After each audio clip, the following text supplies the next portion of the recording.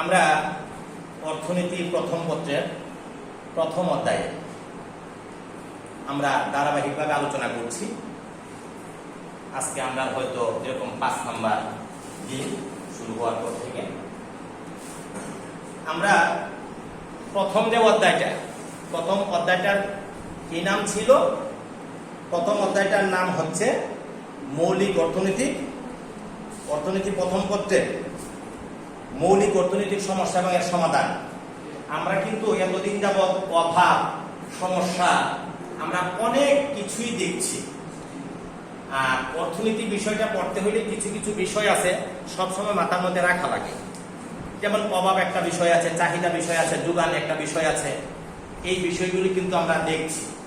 তারপর আমরা কি দেখলাম? সমস্যার মধ্যে আইসে আমরা দেখলাম সম্পদ সীমিত, অভাব অসীম। তারপরে আমরা কি দেখলাম? যে দুষ্প্রাপ্যতা কি। তারপরে দেখলাম নির্বাচন কি। তারপরে আর কি দেখলাম?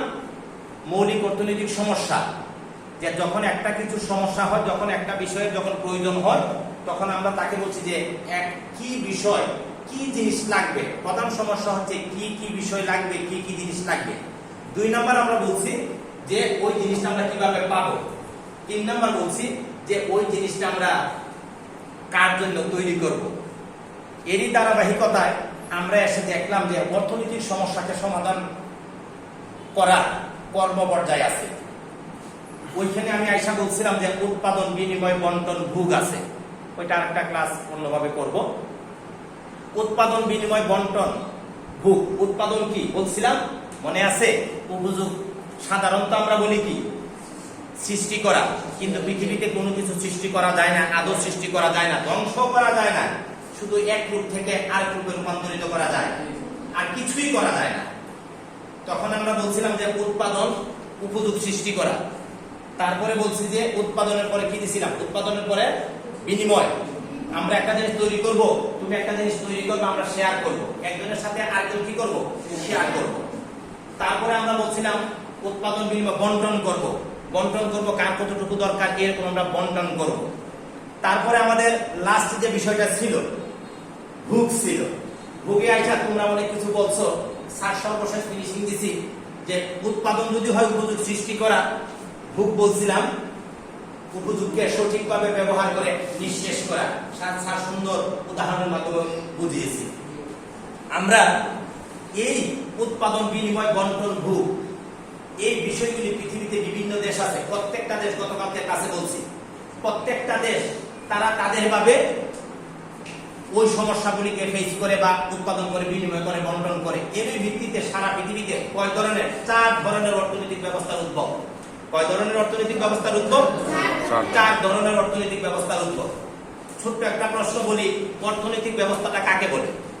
অর্থনৈতিক ব্যবস্থাটা হচ্ছে যে নিয়ম নীতি কাঠামোর মাধ্যমে একটা দেশের অর্থনৈতিক বিষয় আসলে পরিচালিত হয়, তাকে আমরা বলবো অর্থনৈতিক ব্যবস্থা। যেমন ক্লাসের ব্যবস্থা কি?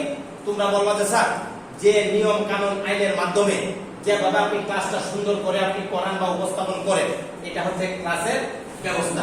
তাহলে অর্থনৈতিক ব্যবস্থাটা কি হবে? অর্থনৈতিক ব্যবস্থাটা কি হবে? যে একটা দেশের অর্থনৈতিক যে কাঠামোর মাধ্যমে একটা দেশের অর্থনৈতিক কার্যাবলী পরিচালিত হয়। একটা দেশের অর্থনৈতিক কার্যাবলী যে কাঠামোর মাধ্যমে, আইন কানুনের মাধ্যমে পরিচালিত হয়, তাকে আমরা বলবো অর্থনৈতিক ব্যবস্থা। এই অর্থনৈতিক ব্যবস্থার আমরা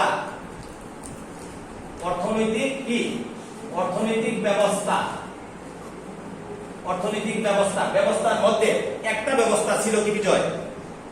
কালকে বলছিলাম একটা ব্যবস্থা কি ছিল? প্রথম একটা ছিল পুঁজিবাদ অথবা ধনতান্ত্রিক। প্রথম যে অর্থনৈতিক ব্যবস্থা, প্রথম অর্থনৈতিক ব্যবস্থাটার কি নাম? এক নাম্বার, সবাই বলো কি নাম? প্রথম অর্থনৈতিক, সবাই খাতা কলম যেন লিখো, ধনতান্ত্রিক অথবা পুঁজিবাদ। মনে থাকবো অর্থনৈতিক ব্যবস্থা। প্রথম অর্থনৈতিক ব্যবস্থাটা হচ্ছে ধনতান্ত্রিক বা পুঁজিবাদ। 2 নাম্বার অর্থনৈতিক ব্যবস্থা, আমরা 2 নাম্বার অর্থনৈতিক ব্যবস্থা ছিল কি? নির্দেশমূলক এবং সমাজতান্ত্রিক। 3 নাম্বার, ভেরি গুড, মনে আছে? 3 নাম্বার মিশ্র। 4 নাম্বার কি বলছিলাম? ইসলামী অর্থনৈতিক ব্যবস্থা বলার পরে স্যার বলছিলাম এখন হচ্ছে পরীক্ষার জন্য যে স্যার এখান থেকে কি করবো আমরা, এখান থেকে বলছি যে প্রত্যেকটা অর্থনৈতিক ব্যবস্থার সংজ্ঞা করবা। কি করবা? প্রত্যেকটা অর্থনৈতিক ব্যবস্থা সংজ্ঞা করবা। আর কি করবা? এবং বৈশিষ্ট্যগুলি করবা। আমরা যতটুকু দেখছি বিভিন্ন সময়ে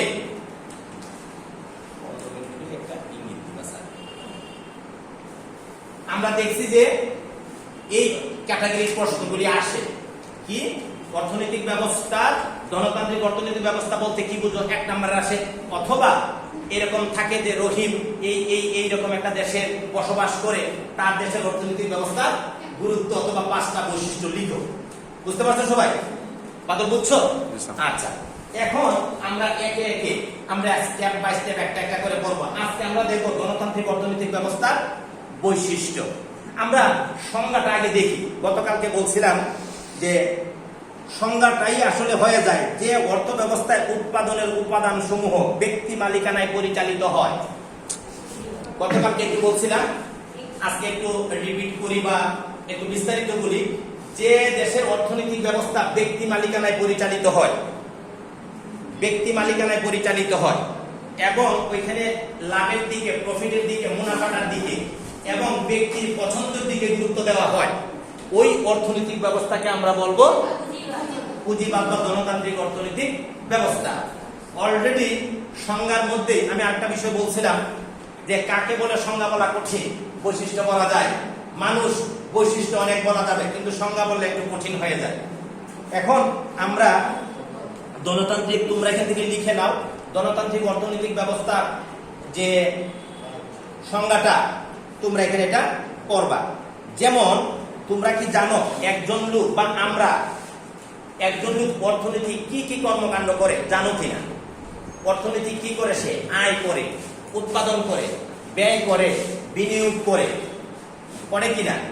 ওই বিষয়গুলি কিন্তু অর্থনৈতিক কর্মকাণ্ডের অন্তর্ভুক্ত বা কর্মকাণ্ডের ভিতরে পড়ে। এই বিষয়গুলি বেশিরভাগ সময় কি হয়? ব্যক্তি মালিকানায় হয় এবং বেশিরভাগ সময় প্রফিট এই বিষয়গুলিকে লক্ষ্য করা হয়। তখনই আমরা একটা দেশের অর্থনৈতিক ব্যবস্থাকে কি বলবো?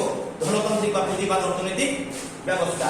চলো দেখি 1 নাম্বার যে বৈশিষ্ট্য, 1 নাম্বার গণতান্ত্রিক অর্থনৈতিক ব্যবস্থা 1 নাম্বার বৈশিষ্ট্য। কি নাম না তোমার? জিতরায়, সুন্দর। 1 নাম্বার বৈশিষ্ট্য আমরা কি দেখবো এখন? কি দেখবো? বৈশিষ্ট্য। 1 নাম্বার বৈশিষ্ট্য, 1 নাম্বার বৈশিষ্ট্য উদ্যোগের স্বাধীনতা। কি থাকবো? উদ্যোগের কি থাকবো? উদ্যোগের স্বাধীনতা। উদ্যোগ তার মানে অর্থনৈতিক বিভিন্ন কর্মকাণ্ড থাকে, ওই ক্ষেত্রে ব্যক্তির কি থাকবে? পূর্ণ স্বাধীনতা থাকবে। কি থাকবে? পূর্ণ স্বাধীনতা থাকবে। সে কতটুকু উৎপাদন করবে, কতটুকু সে ভোগ করবে, কতটুকু বন্টন করবে, কি জিনিস উৎপাদন করবে, কোথায় উৎপাদন করবে, কার জন্য উৎপাদন করবে, ওইখানে কি থাকবে? ব্যক্তির পূর্ণ স্বাধীনতা, উদ্যোগের স্বাধীনতা থাকবে। 2 নাম্বারটা হচ্ছে ভোক্তার স্বাধীনতা। একটা হচ্ছে উৎপাদনকারী বা উদ্যোগের স্বাধীনতা, 2 নাম্বার হচ্ছে কি?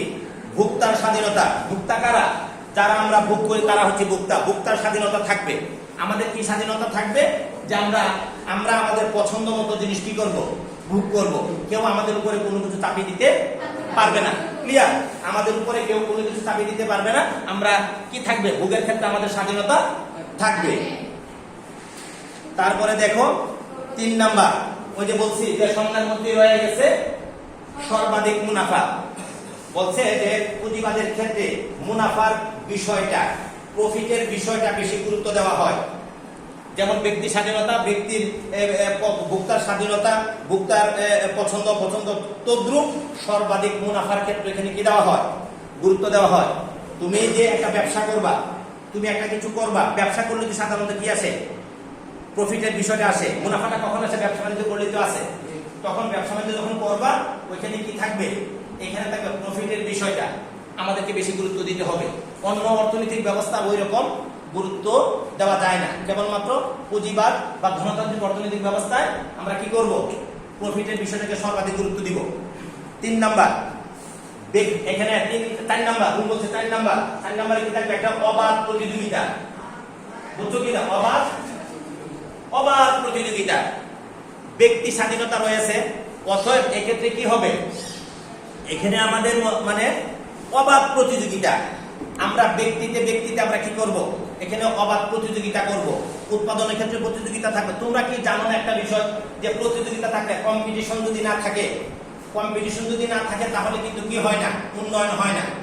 একদম ছাত্র ধরো ভালো, এখন তার সাথে যদি ওইরকম ভালো যদি না থাকে, তখন সে দেখবো কি যে আমার সাথে মতো কেউই নাই, তখন সে প্রতিযোগিতা নামবে না। প্রতিযোগী হইলে তোমার কি হবে? তোমার অনেক কিছু দক্ষতা বাড়ে, তারপরে তোমার কৌশল বাড়ে, তারপরে তোমার একটা ভালো থেকে আরেকটা ভালো কিছু করার ইচ্ছাও জাগে যদি তুমি প্রতিযোগী মনোভাব থাকে। তাহলে ব্যক্তি স্বাধীনতার ক্ষেত্রে, গণতান্ত্রিকের ক্ষেত্রে, পুঁজিবাদের ক্ষেত্রে কি থাকবে? অবাধ প্রতিযোগিতা। অবাধ মানে কেউ ইচ্ছা করে তোমাকে বাধা দিতে পারবে না। আমি এখানে ব্যবসা করব, আমি এখানে একটা কিছু উৎপাদন করবো, ইচ্ছা করলে কেউ তোমাকে বাধা দিতে পারবে না। অবাধ প্রতিযোগিতা। 5 নাম্বার একটা আছে স্বয়ংক্রিয় দাম ব্যবস্থা। Very very very important. তোমাদেরকে যদি বলি যে তোমরা কি বলতে পারবা দাম কিভাবে নির্ধারিত হয়? এই চশমাটার দাম 500 টাকা, কলমটার দাম 20-50 টাকা, এই মোবাইলটার দাম 10,000 টাকা, কিভাবে নির্ধারিত হয় জানো কিনা? বা জিনিসপত্রের দাম কিভাবে নির্ধারিত হয় জানো? তোমরা জানো একটা বিষয়, যে স্যার দোকানদার বসে রয়েছে, দোকানদার বলতেছে যে এটার দাম 50 টাকা, এটার দাম 200 টাকা। এখন যদি কোনো কিছুর দাম যদি অ্যাবনর্মাল চায়, তবে কলমটার দাম যদি 500 টাকা চায়, তাহলে হবে? বিক্রি হবে না। তাহলে পুঁজিবাদের ক্ষেত্রে স্বয়ংক্রিয় একটা দাম ব্যবস্থা আছে। এটা যারা ইকোনমিক্স আমরা পড়ি, ইকোনমিক্স যারা না পড়ে তারাও জেনে রাখতে হয়। চাহিদা এবং যোগানের ভিত্তিতে দাম নির্ধারিত হয়। কিসের ভিত্তিতে হয়?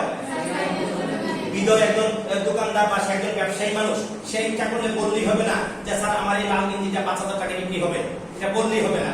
ওটার চাহিদা এবং যোগানের পরিপ্রেক্ষিতে কি হবে? যোগান এবং চাহিদার পরিপ্রেক্ষিতে এটার দাম নির্ধারিত হবে। কিভাবে হবে?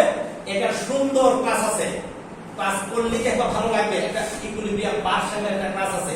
কিভাবে চশমাটা কত দামে বিক্রি হবে, কিভাবে একটা জিনিস কত দামে বিক্রি হবে, তার একটা ক্লাস ভারসাম্যের ক্ষেত্রে আছে। ভারসাম্য, পরিমাণ এবং দাম নির্ধারণ আমরা পরবর্তী ক্লাসে দেখব। শুধু জেনে নাও, গণতান্ত্রিক অর্থনৈতিক ব্যবস্থার মধ্যে কি আছে? একটা স্বয়ংক্রিয় দাম ব্যবস্থা আছে। স্বয়ংক্রিয় দাম ব্যবস্থাটা কি? চাহিদা এবং যোগানের ভিত্তিতে এমনি বাজারে নির্ধারিত হয়। এমনি বাজারে কি হয়? একটা জিনিসের দাম নির্ধারিত হয়ে যায়। তাকে বলতে স্বয়ংক্রিয় দাম ব্যবস্থা। 6 নাম্বার, ব্যক্তিগত সম্পদ। এখানে কি বলছে? ব্যক্তিগত সম্পদ। যেহেতু তোমরা একটু বুঝতে পারছো কিনা, তোমার কি নাম? হ্যাঁ, নাজমা কি বুঝতে পারছো?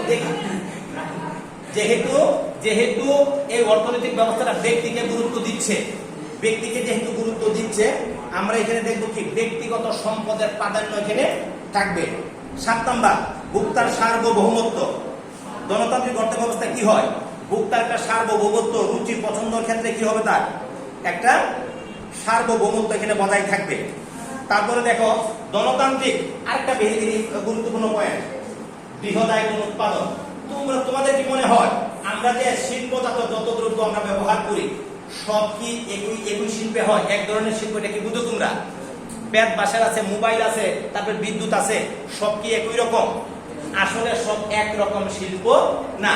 শিল্পের ক্ষেত্রে আবার ভাগ আছে, আমরা সেকেন্ড ইয়ারে পড়বো। বৃহদায়তন শিল্প আছে, ক্ষুদ্র শিল্প আছে, মাঝারি শিল্প আছে, সৃজনশীল শিল্প আছে, হাইটেক শিল্প আছে, এরকম 17টা শিল্প আছে।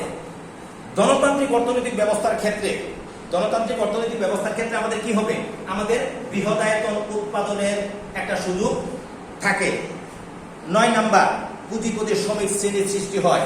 তোমরা কালকে বলছিলা যে স্যার এখানে যে ধনী, মনে কেদারে বলছিলা যে স্যার যে ধনী সে ধনী হয়ে যাবে, যে গরিব সে গরিব হয়ে যাবে। গণতান্ত্রিক অর্থনৈতিক ব্যবস্থার ক্ষেত্রে এরকম একটা শ্রেণী বৈষম্যের সৃষ্টি হয়। আমি কি বুঝাইতে পারছি? মানে গণতান্ত্রিক অর্থনৈতিক ব্যবস্থার ক্ষেত্রে এরকম একটা শ্রেণী বৈষম্যের সৃষ্টি হয়, এটার একটা বৈশিষ্ট্য। তারপরে দেখবো 10 নাম্বার 10 নাম্বার